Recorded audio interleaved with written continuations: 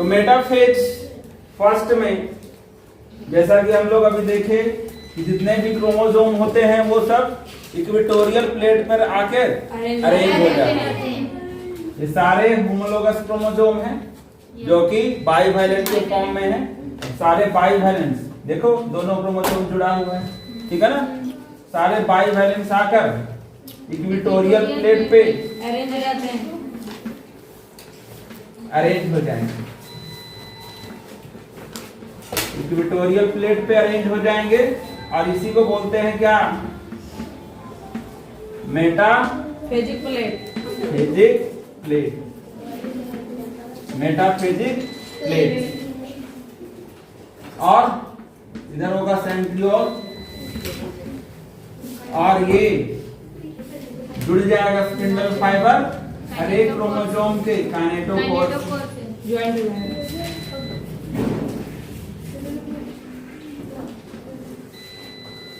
इस तरह से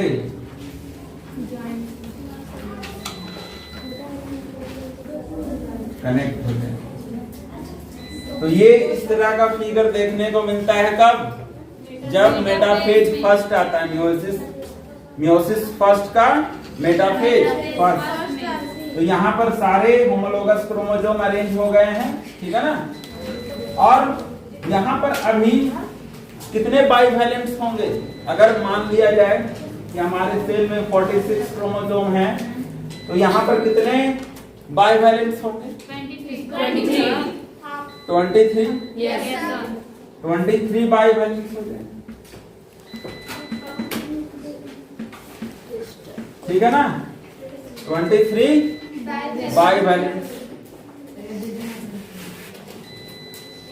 और क्रोमोसोम कितना होगा? क्रोमोसोम 46 होगा। 46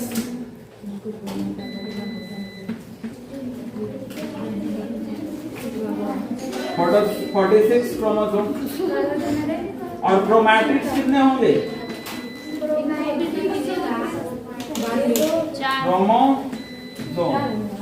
क्रोमैटिड्स कितने होंगे? हाँ, क्रोमैटिड्स कितने हो जाएंगे? 92।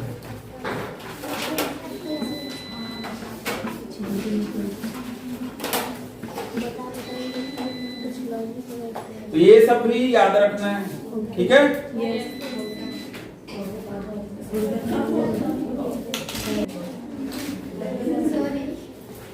तो यहाँ पर 96 नहीं 92 क्रोमोसोम होगा, क्योंकि 46 इंटू 2, हर एक क्रोमोसोम के पास 2 क्रोमैटिड्स होंगे।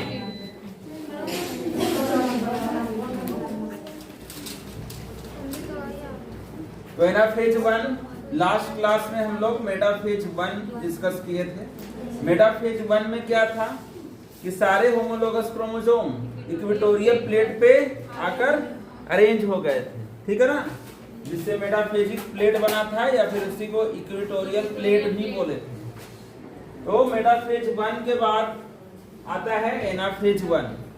एनाफेज 1 में क्या होगा, क्रोमोसोम जो होमोलोगस क्रोमोसोम मेटाफेजिक प्लेट पे अरेंज हुए थे और दोनों जुड़े हुए थे,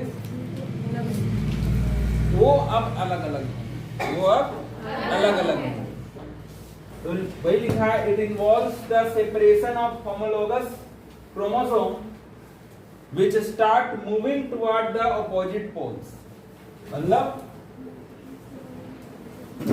सारे क्रोमोसोम्स यहाँ पर थे, ये सारे क्रोमोसोम अब क्या करने लगे थे, जैसे माइटोसिस में एनाफेज देखे थे, उसमें क्या हुआ था, क्रोमोसोम अलग अलग होकर सेपरेट होकर अपोजिट पोल्स की ओर चला गया था, ठीक है ना। तो सेम थिंग यहाँ पर भी होगा, लेकिन डिफरेंट क्या रहेगा, यहाँ पर माइटोसिस का एनाफेज और मियोसिस 1 का एनाफेज 1 में क्या डिफरेंस है? डिफरेंस ये है कि यहाँ पर होमोलोगस क्रोमोसोम सेपरेट होगा, यहाँ पर होमोलोगस क्रोमोसोम सेपरेट होगा, और वहां पर क्या होता था, एक ही क्रोमोसोम के सिंगल क्रोमैटिड्स सेपरेट होते थे, ठीक है ना। लेकिन यहाँ पर सारे क्रोमोसोम पेयर्स में है, होमोलोगस क्रोमोसोम का पेयर है, वो दोनों होमोलोगस क्रोमोसोम अलग अलग होकर डिवाइड हो जाएगा। ठीक है ना? तो वही लिखा है chromosome which start moving toward मतलब जाने लगता है किस ओर? ऑपोजिट पोल्स की ओर, ऑपोजिट पोल्स की ओर। और each tetrad is divided into dyads, मतलब जो टेट्राड था, दो क्रोमोसोम का 4 क्रोमैटिड्स मिलता था तो टेट्राड बनता था। अब दोनों क्रोमोसोम अलग अलग हो गया, तो अब एक क्रोमोसोम के पास कितना क्रोमैटिड? दो, तो उसी को डायड्स बोलते हैं। ठीक है ना? 2 क्रोमैटिड्स वाले क्रोमोसोम को क्या बोलेंगे? Dyad. This result reduction of number of chromosome, यही इसी कारण क्रोमोसोम अलग अलग हो गया, तो 23 होगा। अगर 46 क्रोमोसोम अरेंज हुआ था बाइवेलेंट के फॉर्म में, तो 23 अलग अलग हो जाएगा, सेपरेट हो जाएगा, जिसके कारण नंबर ऑफ क्रोमोसोम क्या होगा? साइटोकाइनेसिस के बाद हाफ हो जाएगा। साइटोकाइनेसिस के बाद हाफ हो जाएगा। अभी हाफ नहीं हुआ है, लेकिन जब साइटोकाइनेसिस होगा तो हाफ हो जाएगा। लेकिन हुआ किसके कारण? इसी के कारण, एनाफेज 1 में जो होमोलोगस क्रोमोसोम अलग अलग हुआ है, उसी के कारण। आगे देखेंगे the shape of separating chromosomes में बी। अब देखा जाए कि शेप कैसा होगा। शेप उसी के तरह जैसा माइटोसिस में एनाफेज में देखे थे कि एल शेप हो जाता था, जे शेप हो जाता था, वी शेप हो जाता था। ठीक है ना?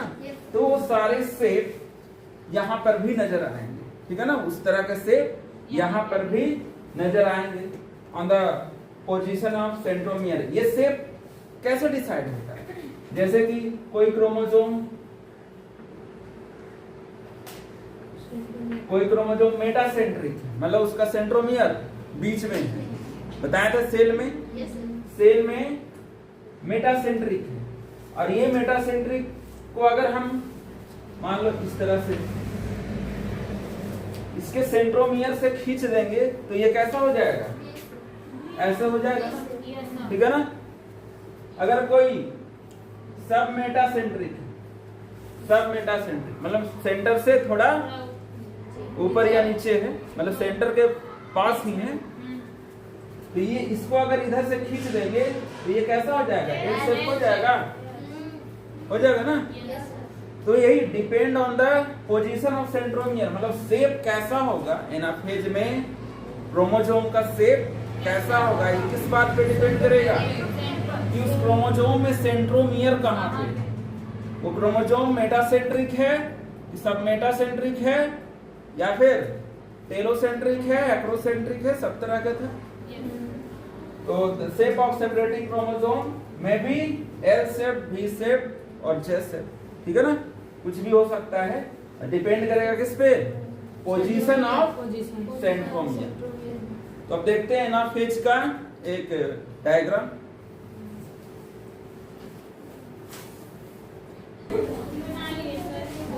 एनाफेज 1 का फिगर ये है।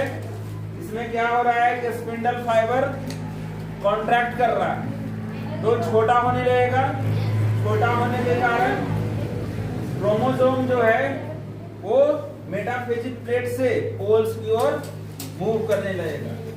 डायरेक्शन बता रहा है कि ये किधर की ओर जा रहा है? पोल्स की ओर। ठीक है ना? अब यहाँ पर क्या होगा कि मेटाफेजिक प्लेट पे देखे थे क्या? मेटाफेजिक प्लेट पे बाइवेलेंट बना था, और कितने बाइवेलेंट बने थे?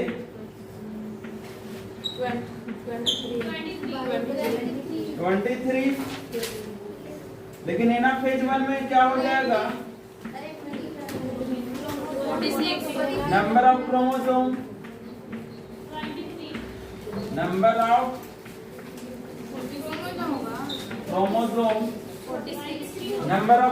कितना हो जाएगा? तो नंबर ऑफ क्रोमोसोम जो है 23 बाइवेलेंट अलग अलग सारे क्रोमोसोम होंगे, तो हो जाएगा क्या? 46 क्रोमोसोम। तो नंबर ऑफ क्रोमोसोम एनाफेज 1 में कितना हो जाता है 46, ठीक है। ये 46 टोटल क्रोमोसोम है। फिर दोनों सेल में डिवाइड करेगा तो 23 बढ़ जाएगा, ठीक है ना।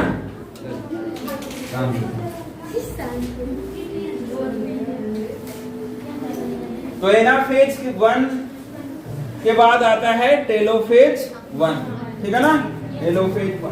टेलोफेज 1 में क्या होगा, वही चीज होने वाला है जो माइटोसिस का टेलोफेज में हुआ।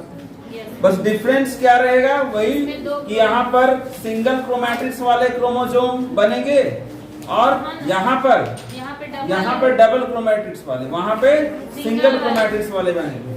यहाँ पर क्या बनेगा, डायड्स। यहाँ पर क्या बनेगा, डायड्स किसको बोले थे, जिसमें 2 क्रोमैटिड्स हो, एक ये हो गया और एक ये हो गया। 2 क्रोमैटिड्स वाले क्रोमोसोम को क्या बोलेंगे, डायड्स। तो यहाँ पर देखे थे एनाफेज 1 में 23 क्रोमोसोम पोल्स की ओर मूव कर गया था, और मूव करने के बाद क्या अलग अलग न्यूक्लियस में बढ़ जाए। यहाँ पे न्यूक्लियर मेम्ब्रेन फिर से बनने लगता है, अल्टीमेटली न्यूक्लियर मेम्ब्रेन बन जाता है कंप्लीटली। वही लिखा है nuclear membrane reappears, nuclear membrane फिर से बन जाएगा जैसा कि माइटोसिस में बना था। बस यहाँ फर्क है वही क्रोमोसोम का, ठीक है ना। क्रोमोसोम यहाँ पर डायड के फॉर्म में है, वहां पर सिंगल क्रोमैटिड्स का, ठीक है ना। और ये टेलोफेज 1 जैसे ही कंप्लीट होगा, ये आगे चल के साइटोकाइनेसिस कर लेगा, यानी कि न्यूक्लियर तो डिवाइड कर ही गया टेलोफेज 1 तक, अब सेल भी डिवाइड कर जाएगा। क्या बना लेगा, ये एक सेल और ये एक सेल, ठीक है ना। प्रोसेस वही फॉलो होगा जो माइटोसिस के बाद साइटोकाइनेसिस में हुआ था, कि पहले सेल फ्यूरो बना था। एनिमल सेल होगा तो सेल फ्यूरो बनेगा और वो अंदर की ओर जाते हुए सेल को डिवाइड कर देगा। वही ये जो सेल फ्यूरो बना था इस तरह से बना था ना, और अंदर जाते हुए सेल को 2 में डिवाइड कर देगा और सेंट्रीपिटली ही करेगा। लेकिन प्लांट सेल में सेंट्रीफ्यूगली कर, ठीक है ना। तो साइटोकाइनेसिस के बाद ये दोनों सेल बढ़ जाएंगे और इसमें क्रोमोसोम का नंबर कितना हो जाएगा, क्रोमोसोम का नंबर 23 हो जाएगा, जो कि हैप्लॉइड नंबर ऑफ क्रोमोसोम है। क्रोमोसोम टोटल क्रोमोसोम का कितना हो गया, हाफ हो गया। जैसे यहाँ पर लिखा है 2 daughter nuclei are form but chromosome number is half of the mother cell. तो ये पूरा हो गया mother cell. Total mother cell में कितना क्रोमोसोम है, 46। लेकिन न्यूक्लियस के अंदर कितना है, 23 होगा। वही लिखा है 2 daughter nuclei, 2 daughter nuclei are form बना है। The chromosome number is half. ये दोनों में नंबर ऑफ क्रोमोसोम कितना है, हाफ है। किसका हाफ है, मदर सेल, जो सेल से बना है। After telophase cytokinesis will occur. Telophase complete होने के बाद साइटोकाइनेसिस होगा और 2 सेल में बढ़ जाएगा। और इसके बाद क्या हो जाएगा, इंटरकाइनेसिस में जाएगा, ठीक है ना। तो यही हो गया prophase meiosis 1, meiosis first complete हो गया। इस साइटोकाइनेसिस के बाद मियोसिस फर्स्ट कंप्लीट हो गया और यहाँ पर एक सेल से 2 सेल बना है और दोनों सेल में नंबर ऑफ क्रोमोसोम हाफ है उसके मदर सेल, ठीक है।